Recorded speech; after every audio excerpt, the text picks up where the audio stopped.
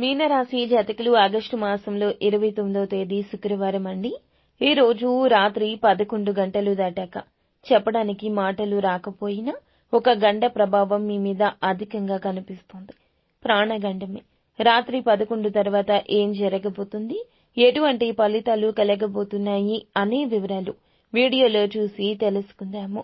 Video మీకు నచ్చితే తప్పకుండా ఒక చిన్న లైక్ చేసి మమ్మల్ని సపోర్ట్ చేయండి. ముందుగా వీరి యొక్క వ్యక్తిత్వాన్ని మనం గమనిస్తే చాలా మంచి వ్యక్తులండి. కోపం కొంచెం ఎక్కువగా ఉన్నా నియంత్రించుకుంటే జీవితంలో సక్సెస్ అవుతారు. అపజయాలు చూసి కృంగిపోకుండా ఆత్మవిశ్వాసంతో చకచక అడుగులు ముందుకు వేస్తే గనక మీ జీవితంలో ఉన్నత శిఖరాలకు చేరుకోగలుగుతారు. నెంబర్ 1 వశీకరణ మాంత్రికురాలు జ్యోతిషాలయం.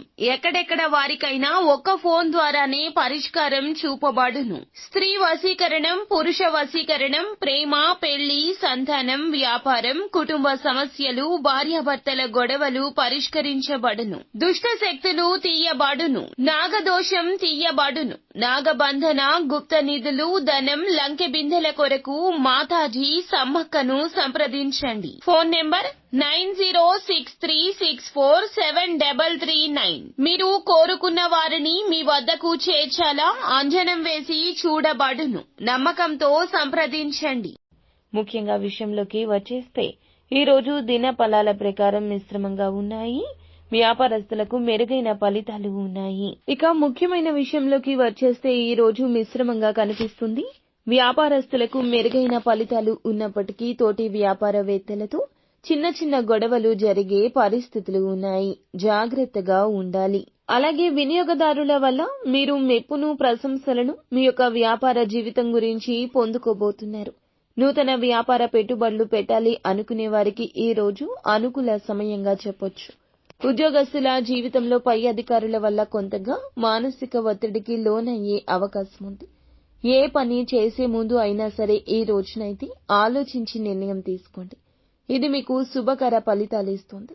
చాలా కాలంగా ఏదైనా పని మొదలు పెట్టాలి అనుకుంటూ పోస్ట్ పోన్ చేస్తూ ఉన్నట్లయితే ఈ రోజు ఆ పని మొదలు పెట్టే అవకాశం ఉంది. ఈ రాశి జాతకుల జీవితంలో ఒక్క అంశంలో మాత్రం కొంత ప్రమాదం పొందుకునే అవకాశం ఉంది. రాత్రి 11 గంటలు దాటాక ఇంటి నుండి ఎక్కడికి బయటికి వెళ్ళకపోవడమే మంచిది. స్నేహితులతో మాట్లాడడం, ముచ్చట్లు పెట్టడం కావచ్చు, లేకపోతే ఎవరినైనా కలవడం గురించి కావచ్చు, లేదా విలువైన సమాచారాన్ని, శుభవార్తలను ఎదుటి వారికి చెప్పడం కోసం కావచ్చు. పరిస్థితుల దృష్ట్యా వ్యాపారం, ఉద్యోగం, ఏ ప్రయాణం అయినా కూడా పోస్ట్ పోన్ చేసుకోవడమే మంచిది. ఇలా వెళ్ళకూడదు.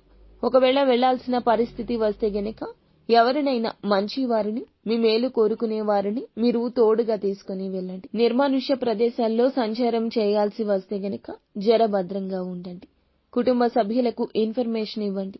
ఫలానా చోట ఉన్నాము అంటూ చెప్పండి. అపరిచిత వ్యక్తులతో కూడా మాట్లాడొద్దు.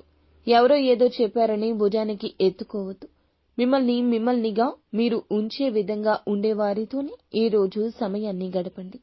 లేదా లేనిపోని సాయం అడిగిన వారి గురించి ఎక్కువగా ఆలోచించొద్దు.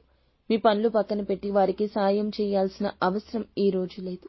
ముఖ్యంగా ఎటువంటి ఆందోళన చెందకుండా పరిస్థితి అధిగమించడానికి బయటికి వెళ్లేటప్పుడు ఖచ్చితంగా బయటికి వెళ్లాల్సి వస్తేనే వెళ్ళండి. అవసరం లేదు అనుకుంటే వాయిదా వేసుకోండి. ఒకవేళ వెళ్లాల్సి వస్తే గణపతిని ఆరాధించి బయటికి వెళ్ళండి. విఘ్నేశ్వరుడు మీకు ఉన్న విఘ్నాలు తొలగిస్తాడు. గణపతిని ఆరాధించి బయటకు వెళ్ళండి. చిన్న ఎరుపు రంగు వస్త్రాన్ని మీరు 2 లవంగాలతో మూటలాగా కట్టుకుని మీ జేబులో పెట్టుకుని వెళ్ళండి. ఇలా బయటకు వెళ్లేటప్పుడు ఇలా వెళ్తే గనక నెగటివ్ ఎనర్జీ పోతుంది. చెడు సమస్యలు, ప్రమాదాలు దరిదాపుల్లోకి రాకుండా ఉంటాయి. ఈ విధమైన జాగ్రత్తలు పాటించి మీకు పొంచి ఉన్న ఆ ప్రమాదం నుండి బయటపడండి.